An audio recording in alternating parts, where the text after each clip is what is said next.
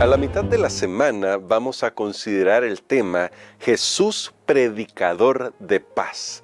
Y por eso mismo necesitamos que el Espíritu Santo ilumine nuestras mentes y vamos a hacerlo, vamos a pedirlo mediante una oración para hacer nuestro estudio de hoy. Bondadoso Padre, gracias te damos porque en Cristo está nuestra paz. Ayúdanos a comprender este mensaje que tienes para nosotros hoy, centrado en la persona de nuestro Salvador. Pues lo pedimos en el nombre de Jesús. Amén. Amén. Lo que hemos venido estudiando durante estos días, pastor, tiene que ayudarnos a pensar que cuando el Señor está creando esa nueva humanidad, lo está haciendo con un vínculo muy importante que vaya que se necesita hoy en el mundo y que el mundo lamentablemente tiene métodos que definitivamente van en contra de la paz y el mundo necesita paz. Pero vamos a ir al texto bíblico en Efesios para ver qué dice la Biblia, qué dice el apóstol Pablo sobre cómo debemos nosotros procurar la paz y qué nos dice nuestro Señor Jesucristo. En los versículos 17 y 18 de Efesios 2 dice así: y vino, hablando del Señor Jesús, y anunció la paz a vosotros que estabais lejos y a los que estaban cerca, porque por medio de él, unos y otros tenemos acceso al Padre por un mismo Espíritu.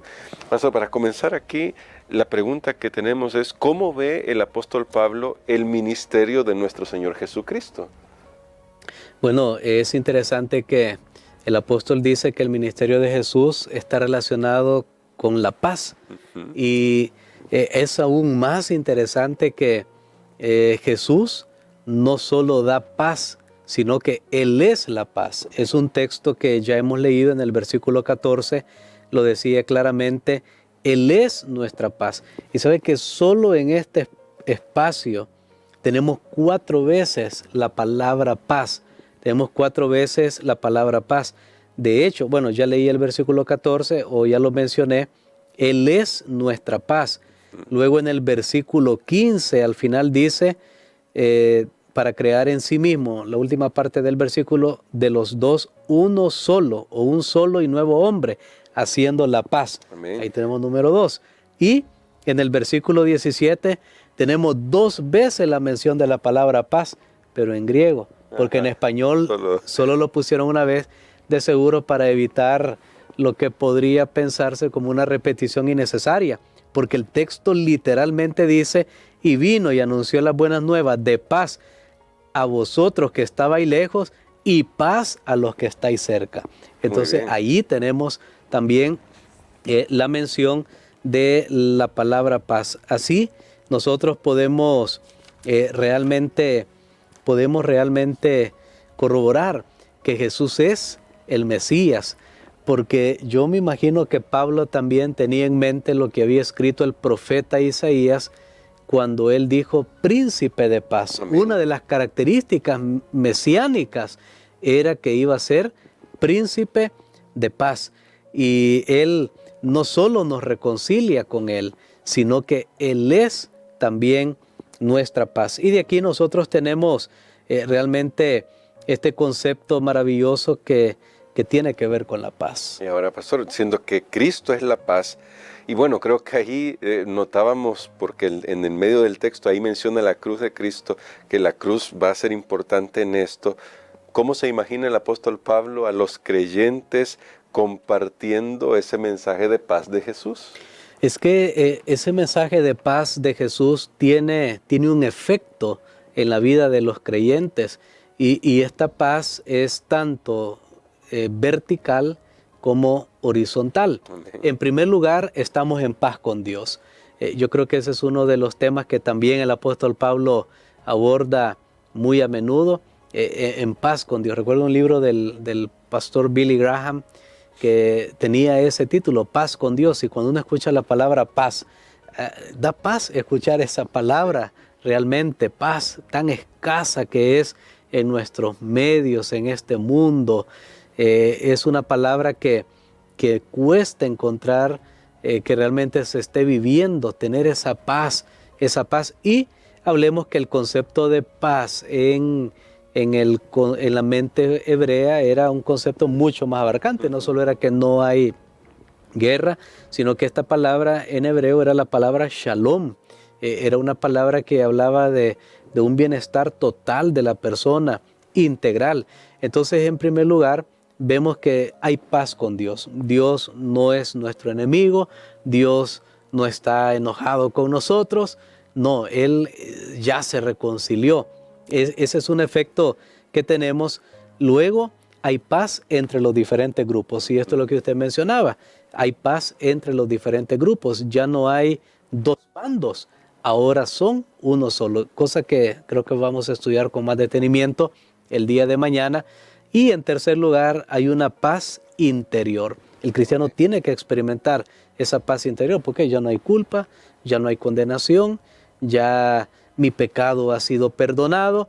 Entonces, la belleza de esto, del Evangelio, es que realmente produce esa paz en el corazón, porque a veces una persona puede tener absolutamente todo, pero la conciencia culpable está allí señalándole: no hiciste bien esto, mira, sí, lograste esto, pero usaste estos medios incorrectos, y la persona no tiene paz. Hablemos también que a veces nuestra paz interior puede ser alterada por circunstancias que vienen fuera de nuestro control, errores de otras personas, y tenemos que cargar las consecuencias, pero a través de Jesús el plan es restaurar otra vez esa dimensión con Dios, de paz, de reconciliación, y por supuesto entre nosotros los seres humanos. Quiere decir, pastor, porque quizás como para ir refinando o terminando también nuestra reflexión de hoy, quiere decir que quizás cuando una persona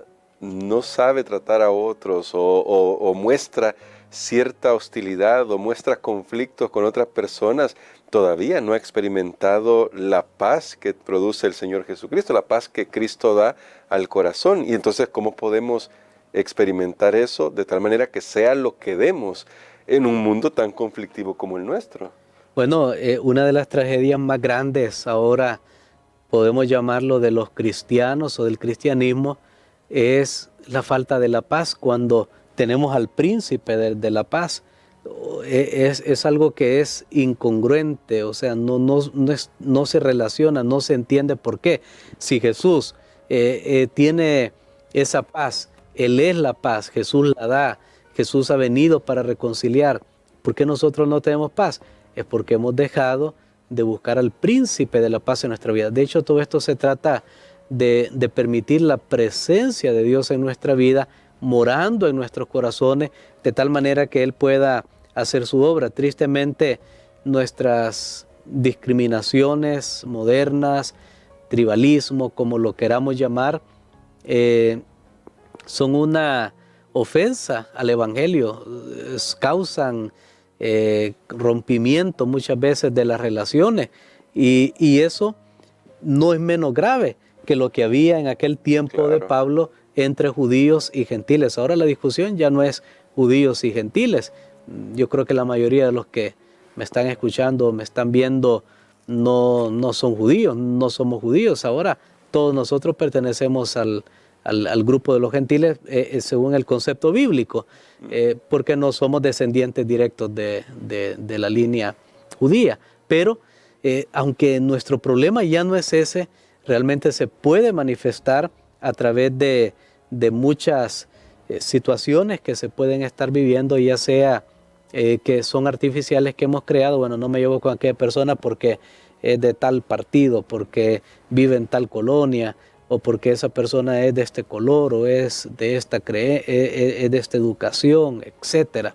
O sea que tenemos conceptos, no, aquel cree en esta teoría, este otro en esta otra teoría, y entonces permitimos que esas cosas nos dividan. Definitivamente el plan de Dios es revertir todo ese sistema de conflicto, de separación, para crear una nueva humanidad basada en la figura y la persona de nuestro Señor Jesucristo. Amén. Y bueno, mañana vamos a seguir descubriendo un poco esto de ese fundamento, porque con lo que estamos diciendo no estamos hablando de relativismo moral de ninguna manera, pero hablaremos un poquito más de eso el día de mañana. Queremos hoy que ore por nosotros, pastor, para que podamos permitirle al Señor su presencia en nuestra vida, para que así podamos irradiar la paz del cielo. Amén. Padre, te damos gracias, Señor, por tu bondad, por tu amor. Gracias por la paz que solo Jesús da.